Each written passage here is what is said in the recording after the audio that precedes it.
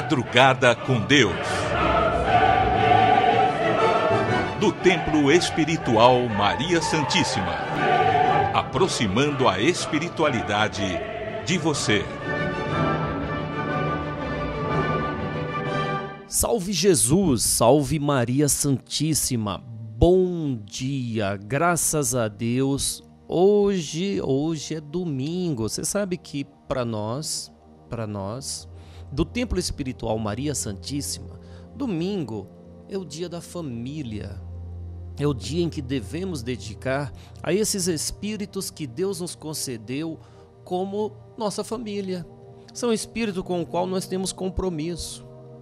Meu filho não nasceu junto a mim e minha esposa por um acaso, não é? Não existe esse acaso. Existe uma providência divina, uma providência celestial, uma providência de Deus para que esse espírito viesse à minha família como seus filhos. Como você veio na família de seu pai, de sua mãe, não é por um acaso. São espíritos compromissados um com o outro.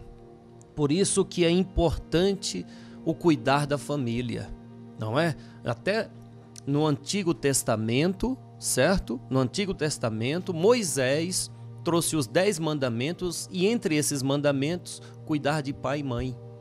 Porque são espíritos que Deus concedeu a nós. Para quê? Reconciliação. Se você tem alguma dificuldade de se relacionar com os teus, essa é a hora de praticar aquilo que Jesus disse. Reconcilie-se com seus adversários enquanto na jornada com Ele. A jornada é a encarnação que estamos aqui vivendo. Adversário não é aquela pessoa que não gosta de você, ou que disputa dentro do trabalho, ou enfim. Não. É reconciliar com aqueles espíritos que nós temos alguma coisa que entre em atritos. Sabe? Principalmente os mais próximos, família. Família, esse bem sagrado. Então é necessário que perdoemos. Mas perdoar de quê? Ah, não, é meu pai que não gosta de mim, é minha mãe que não gosta de mim, é meu filho que não gosta de mim. Não importa. Importa que você mostre o oposto daquilo que recebe, como Jesus nos ensinou. A outra face é o contrário daquilo que você recebe. Se a sua mãe não gosta de você, se o seu pai não gosta de você, se seu filho não gosta de você, então faça o oposto, goste, ame, se apaixone cada vez mais. Por quê? Porque a luz acaba com as trevas. Se não gosta de você, goste você dele. Para quê? Para que esse sentimento seja alimentado na alma deste. E assim, essa reconciliação aconteça de verdade. Não espere dos outros o que você pode fazer para ele. Não é? Façamos a nossa parte. Por isso, hoje é o dia da família. É o dia em que os espíritos de Deus trabalham para que a família esteja unida.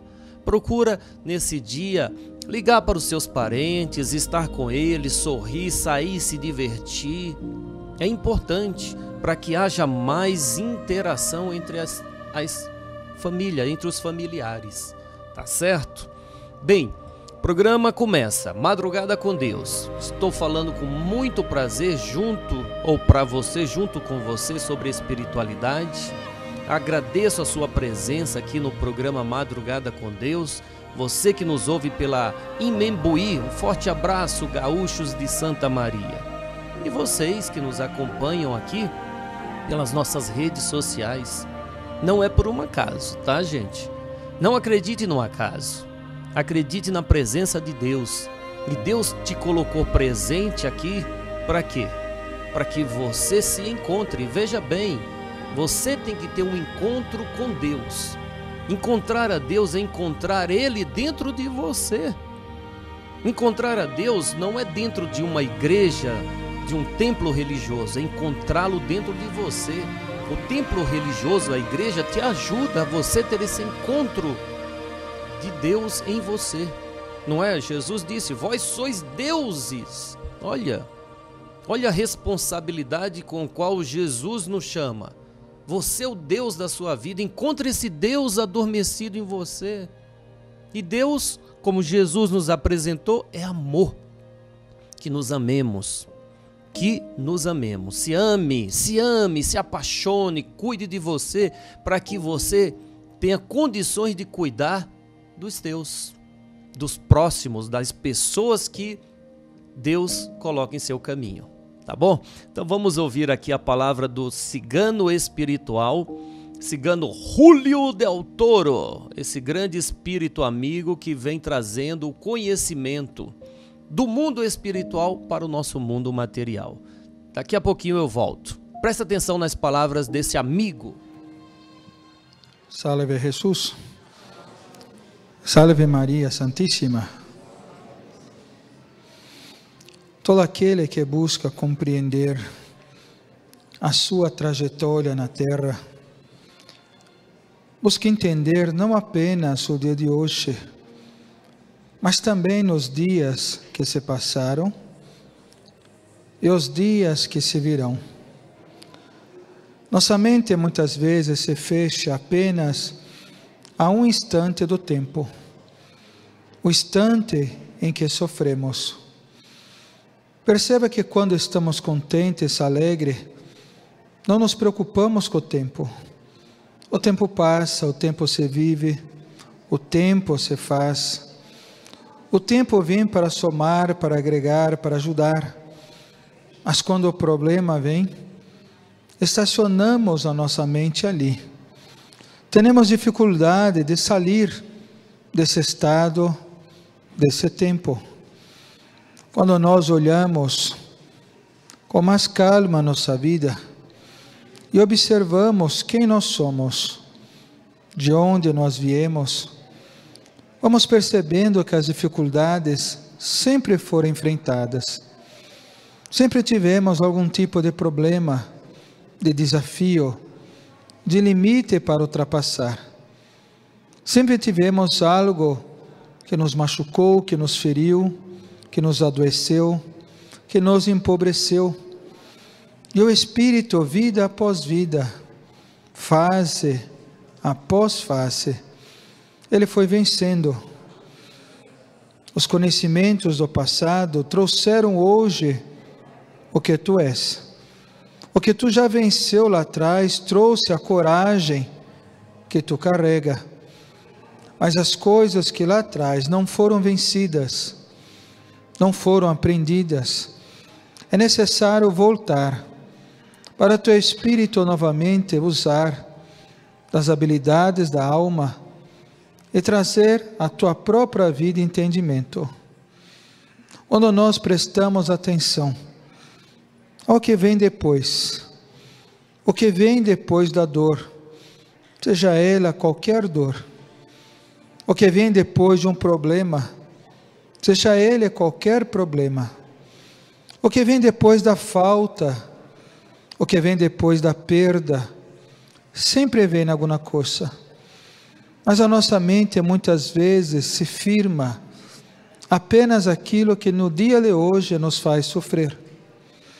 E se olharmos um pouco mais adiante, se ao olhar a cruz, e lá um homem difamado e maltratado, pudéssemos ver todas as belezas espirituais trazidas, ano após ano, em lutas e mais lutas, para fazer com que o Evangelho pudesse ser despertado em todos os corações. Quantos espíritos mais tarde se iluminariam? Quantos espíritos mais tarde se curariam? Quantas legiões de espíritos iriam se levantar da dor para colocar-se em grupos de auxílio e de assistência àqueles que se sentiriam pelo mundo menos favorecidos?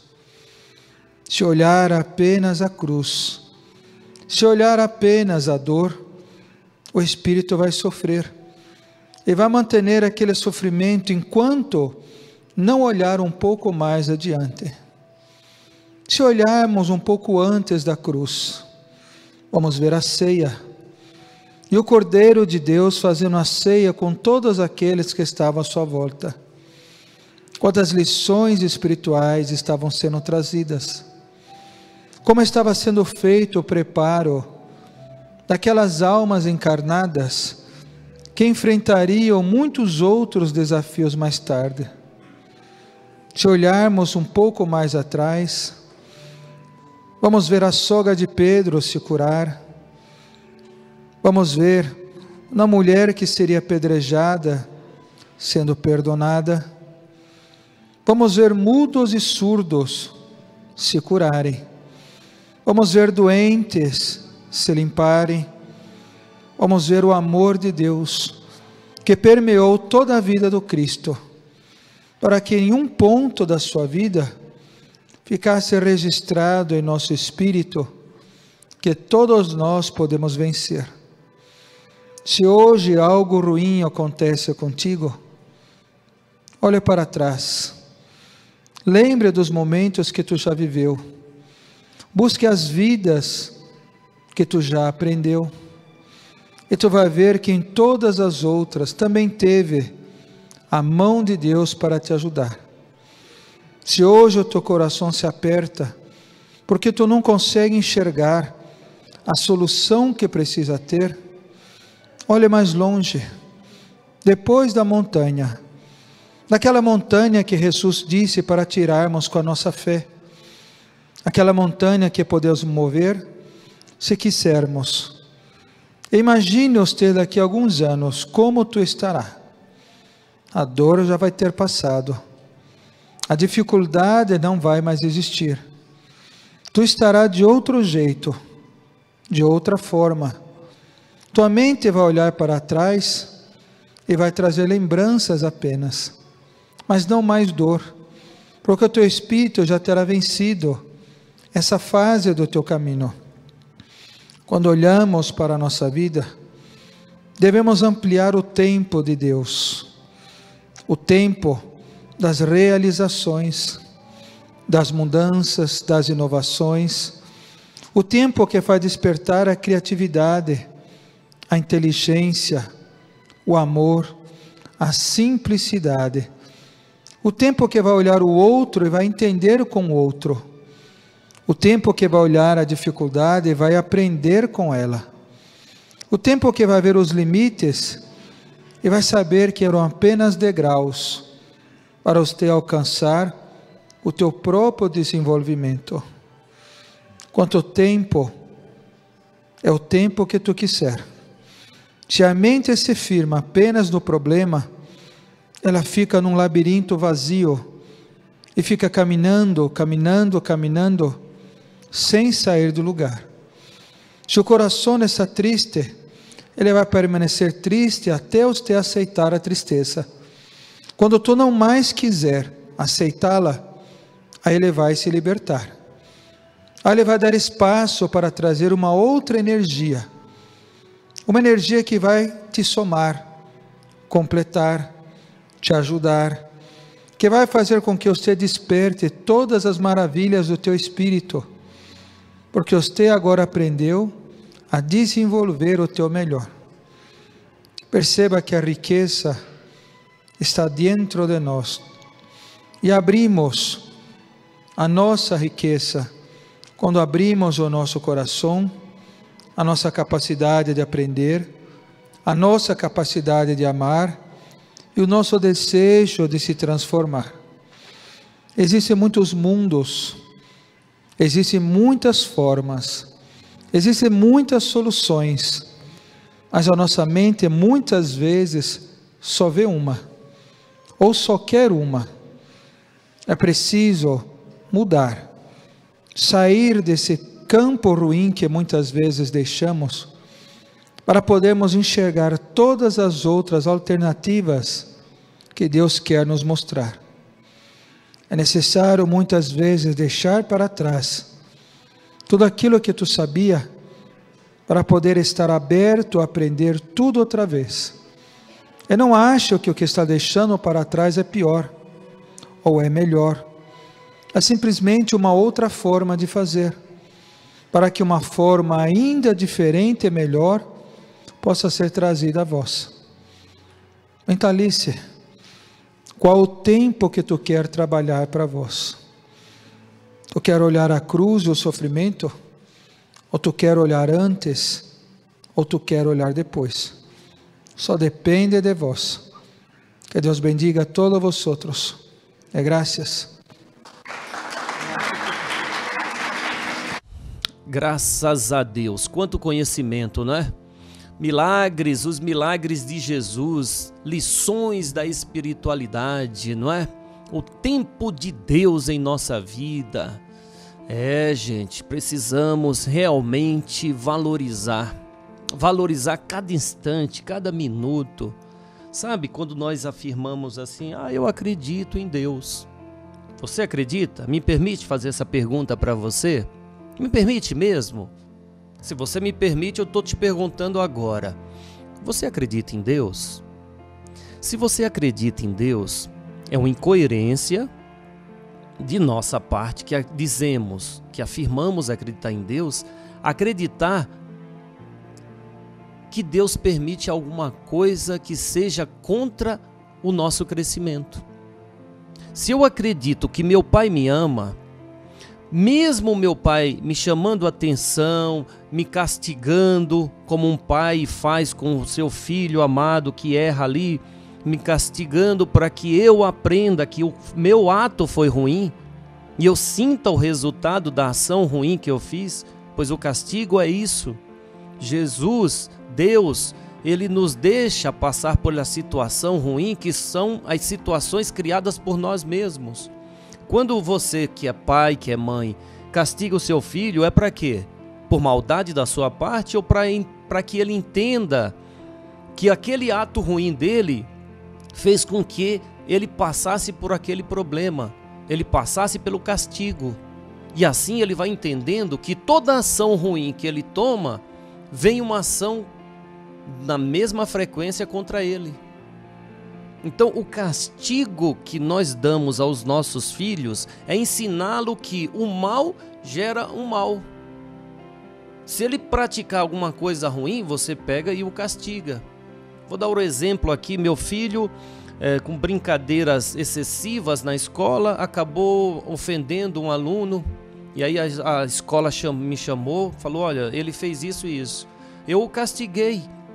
O que eu fiz? Eu tirei o celular dele, os jogos, e ele teve que ficar um tempo sem aqueles jogos e estudando, se dedicando à leitura.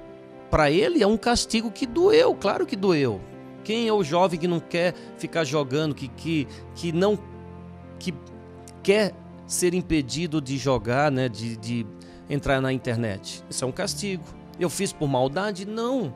É para que ele entenda que uma ação ruim vai trazer uma situação ruim. Então, as situações ruins não são punições de maldade de Deus. São castigos necessários para que a gente aprenda. Por isso eu pergunto, você acredita em Deus? Se você afirmou que sim, tenha certeza que nenhum mal é contra você. O mal que você está vivendo é a seu favor, por mais que você não entenda. É para que você aprenda, eu aprenda, nós aprendamos. Tá bom, gente? Vamos agora à leitura dos 4 evangelhos. Paulo de Moraes nos traz a leitura dos livros, os 4 evangelhos, revelação da revelação. Daqui a pouco eu volto. Passamos a apresentar os 4 evangelhos, revelação da revelação.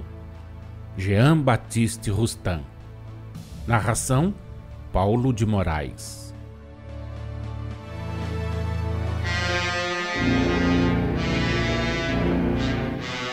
Evangelho de Jesus segundo Lucas, capítulo 14, versículos 7 a 15. Os primeiros lugares. Notando como os convidados escolhiam os primeiros lugares, Jesus propôs-lhes esta parábola. Quando por alguém fores convidado para uma festa nupcial, não te sentes no primeiro lugar, para não suceder que, havendo entre os convidados pessoa de mais consideração do que tu, aquele que te convidou a ti e a essa pessoa venha dizer-te: cede o lugar a este, e então, envergonhado, irias ocupar o último lugar.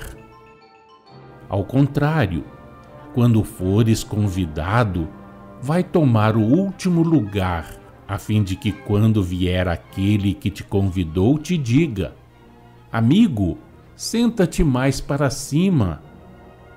Então isso será para ti uma honra diante de todos os demais convidados, pois que todo aquele que se exalta será humilhado, e todo aquele que se humilha será exaltado. E disse também Jesus ao que o havia convidado: quando deres algum almoço ou jantar, não convides teus amigos, nem teus irmãos, nem teus parentes, nem os vizinhos ricos, para não suceder que eles por seu turno te convidem e sejas recompensado. Ao contrário, quando deres um banquete, convida os pobres, os aleijados, os coxos e os cegos, e serás bem-aventurado por não terem eles com que te recompensar, pois serás recompensado na ressurreição dos justos. Ao ouvir estas palavras, disse-lhe um dos convidados: bem-aventurado aquele que comer pão no reino de Deus. Número 253. Quanto aos versículos 7 a 11 do capítulo 14 de Lucas, pode-se resumi-los numa palavra: humildade. Jesus repete a miúde, sob diversas formas, em ocasiões e lugares diferentes, a lição da humildade, pois que a humildade é a fonte de todas as virtudes, de todo o progresso e de toda a elevação moral e intelectual, sendo o orgulho, ao contrário, o vício mais difícil de desarraigar do coração do homem e a causa principal dos vícios que degradam o espírito, assim como das suas quedas e das perdas que sofre. Número 254. Os versículos 12 a 15 deste capítulo 14 da narrativa de Lucas resumem-se em desinteresse. O homem está sempre propenso a só pensar em si. O mais das vezes, o bem que faz não passa de um empréstimo, do qual espera auferir largos juros. Esquadrinhai a maior parte dos atos humanos e descobrireis no homem o desejo de ser pago do bem praticado, seja pelo reconhecimento do beneficiado, seja pelos elogios do mundo, seja pelo merecimento que julgue adquirir desse modo aos olhos de Deus. Estes móveis, particularmente o último, podem ser nobres, mas não devem ser exclusivos. Nunca, entendei bem, nunca deveis cogitar do proveito que possais tirar de uma boa ação, de um bom pensamento. Deveis sempre ter por objetivo principal dar testemunho do vosso reconhecimento ao Senhor. Efetivamente, que responderíeis ao vosso filho que não cumprisse um só de seus deveres para convosco ou para com seus irmãos ou irmãs, sem vos ir imediatamente dizer: fiz isto, que me darás em recompensa? Sem dúvida lhe responderíeis: a principal recompensa está em haveres cumprido o teu dever. Procedendo como procedeste, cumpriste uma pequena, uma insignificante parte das tuas obrigações. Por que hás de tirar ao teu procedimento todo o valor, exagerando-lhe o mérito e reclamando a retribuição dele em obediência a um pensamento de orgulho ou de egoísmo.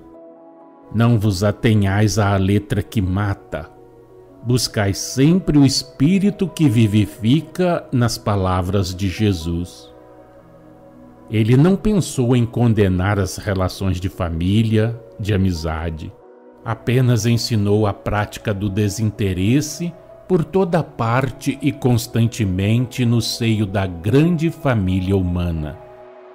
Ensinou que os festins da caridade material, que sustenta o corpo dando-lhe alimento, vestes e abrigo, assim como os da caridade moral, que alimenta e desenvolve a alma, devem substituir o luxo, a ostentação e o orgulho desses banquetes que se originam do interesse calculado, da vaidade ou da sensualidade, nos quais se dissipa o supérfluo devido aos pobres, que material, moral e intelectualmente carecem do necessário.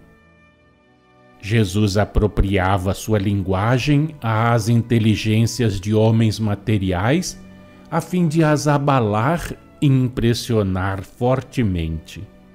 Bem-aventurado serás, disse ele, porque os pobres, os aleijados, os coxos e os cegos não têm com que te retribuir.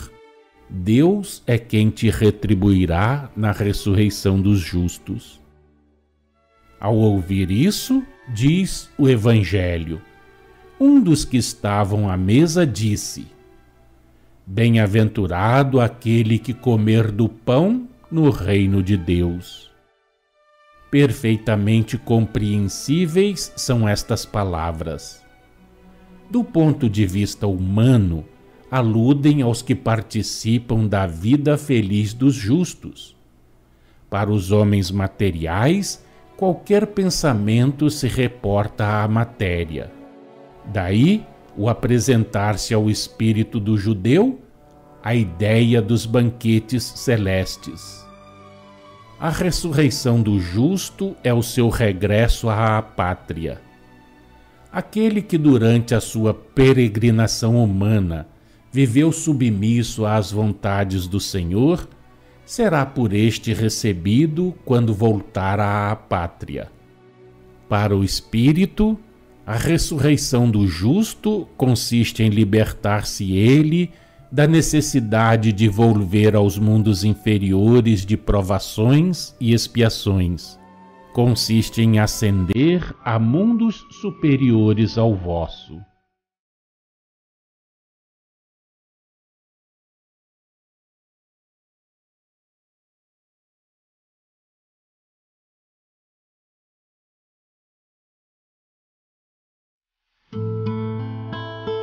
Acompanhe no próximo programa mais um trecho de Os Quatro Evangelhos, Revelação da Revelação, Jean Baptiste Rustin.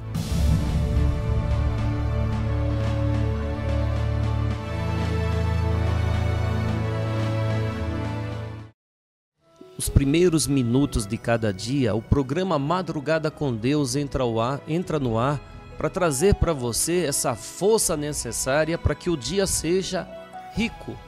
Rico de conhecimento, rico de experiência, rico de sabedoria. E essa sabedoria vem do mundo espiritual. Por isso o programa Madrugada com Deus traz a palavra da espiritualidade, a leitura do Evangelho de Jesus e o nosso comentário sobre o dia de hoje. Hoje é domingo, dia da família. Por ser o dia da família, eu quero junto com você fazer a oração da Mãe da Humanidade, a oração de Maria Santíssima. E ela nos diz: Ave Maria, cheia de graças, o Senhor é convosco. Bendita sois vós entre as mulheres. Bendito é o fruto do vosso ventre, Jesus. Santa Maria, Mãe de Jesus, rogai por nós, os teus filhos, agora e por toda a eternidade. Amém. Que assim seja. Então só me resta desejar a você que Maria Santíssima, que Cristo Jesus esteja agora e por todo sempre em seu coração, em nossos corações. Salve Jesus, salve nossa Mãe, Maria Santíssima.